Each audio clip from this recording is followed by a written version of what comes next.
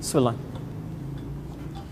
Saya mohon Anda fokus pada yang terakhir ini, karena ini pahala luar biasa, langsung disebutkan di dalam Al-Quran. Dan ini kalau Anda tidak lakukan, ruginya luar biasa. Rugi luar biasa, demi Allah saya katakan.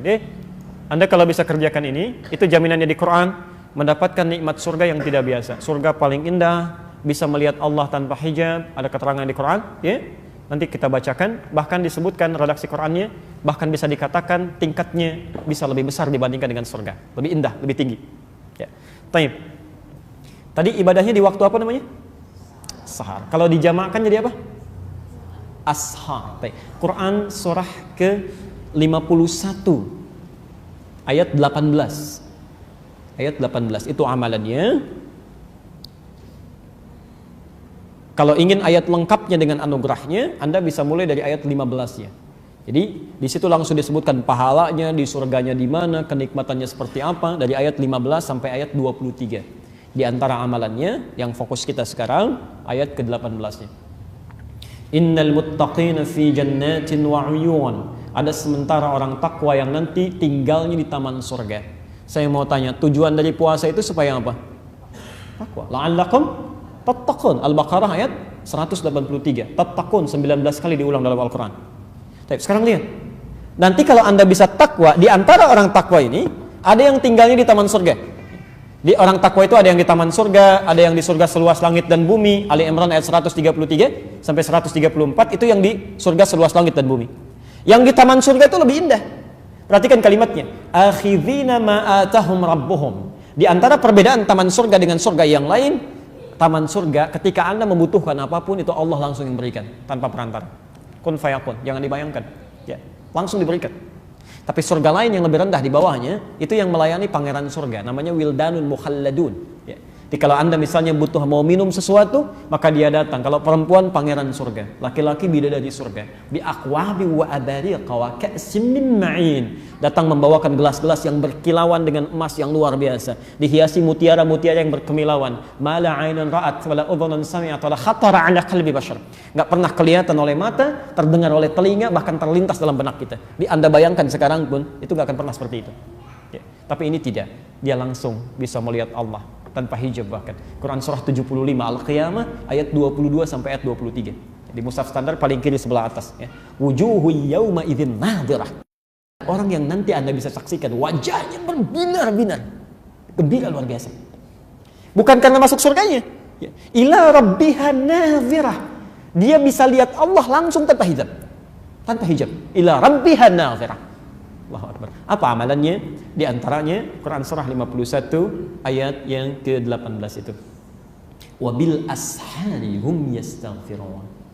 Dan di waktu-waktu sahar itu mereka memperbanyak istighfar kepada Allah. Allahumma shalli ala Muhammad, istighfar. Minta ampun, istighfar. Jadi kalau bisa saya sarankan Anda bagi dua waktu sahar. Ya, sebagian buat makan, sebagian buat istighfar. Misal Anda makan 20 menit pertama, silakan nikmati, nyaman. Setelah itu selesai Anda tutup. Siapkan diri Anda untuk mendekat pada Allah. Itu waktu-waktu paling luar biasa. Bahkan di hadis qudsi nanti saya bacakan di akhir hadis qudsinya. Dan orang yang pertama menerima dari Nabi itu 31 orang sahabat senior. Dari Abu Bakar, Umar, Uthman, Ali dan lain sebagainya. Itu Masya Allah. Perhatikan ya. Yanzilu tabaraka wa ta'ala. Allah subhanahu wa ta'ala senantiasa mengamati. Ya. Senantiasa mengamati ila sama'id dunya, ke langit dunia. Di akhir sepertiga malam, akhir menjelang fajar tadi. Kemudian mulai berkata pada hambanya, fayaqulu ya ibadi, hai hambaku, siapa yang memohon rahmat kepadaku aku berikan, yang meminta aku kabulkan, wa man istaghfara li ghafartu lah.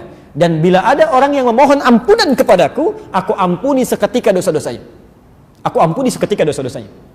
Saya mau kepada yang pertama dulu, jika Anda bisa maksimalkan di sini amalan Qur'annya, wabil ashari hum yastaghfirun, mereka beristighfar. Maaf, kalau mereka itu satu orang atau dua orang? Banyak orang. Banyak. Artinya Anda bisa amalkan bersama keluarga. Jangan cuma sendiri-sendiri. Coba lihat ya, dampaknya, efeknya kepada kita itu ketika Anda duduk selesai makan dengan keluarga, mulai simpan makanan, teguhkan hati kita. Yuk kumpul bareng-bareng, mulai ayahnya dulu ya, memberikan gambar. Ma, kalau selama ini papa punya salah termasuk pada kalian anak-anakku, mohon dimaafkan.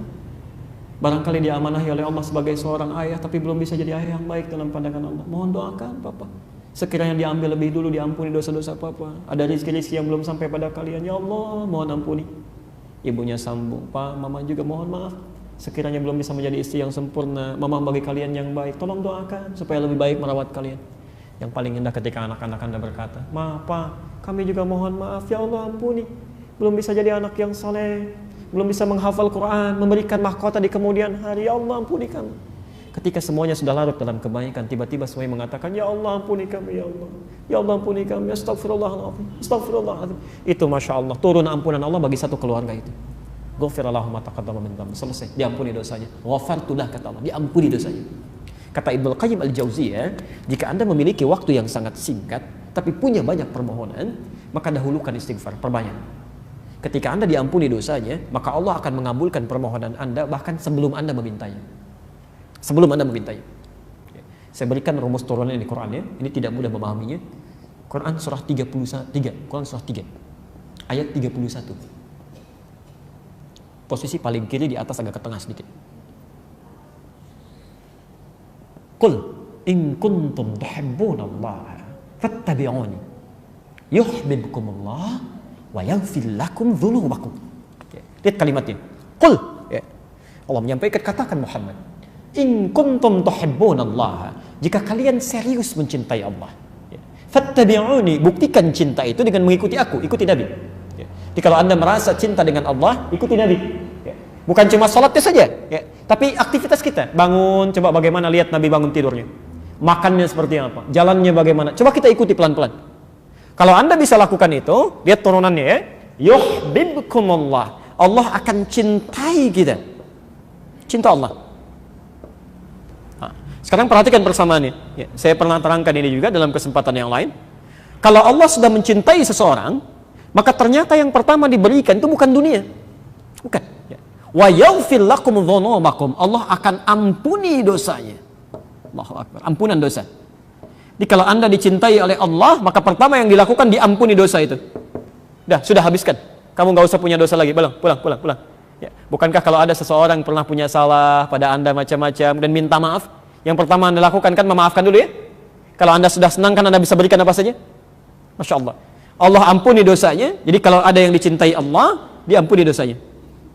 Sekarang lihat sini. Sifat cinta itu selalu memiliki sifat akan selalu memberi bahkan sebelum diminta.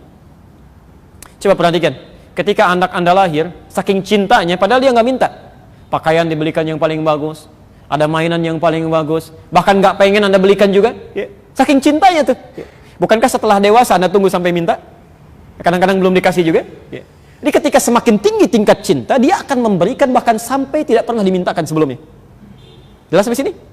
Nah, jadi lihat persamaannya. Cinta Allah menghadirkan ampunan.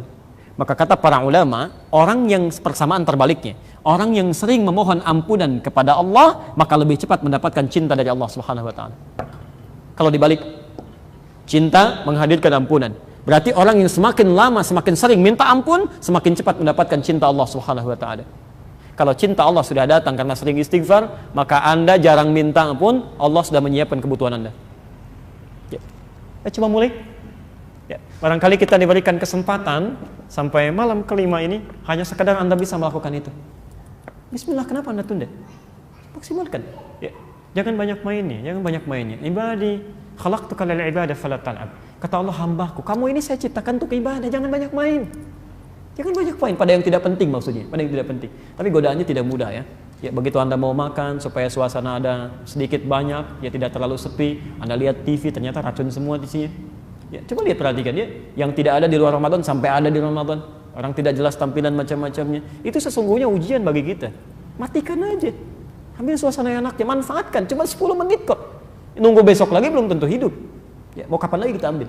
Barangkali mungkin, maaf ya, diantaranya juga ada doa-doa Anda yang belum dikabulkan karena Anda harus melakukan pada saat itu. Barangkali begitu. Ya, cobalah mulai. Ya. Kadang memang setannya luar biasa tuh. Jam terbangnya tinggi sekali, Pak, ya, Bu ya. Begitu ibu mau mulai, kadang diajak main-main juga tuh. Pak, yuk besok siap. Baik, begitu dia mulai, Pak, mohon maaf selama ini mama belum sempurna, banyak salahnya. Emang, kadang-kadang tutup masuknya itu. Perlu penyesuaian ya. Bismillah, mulai.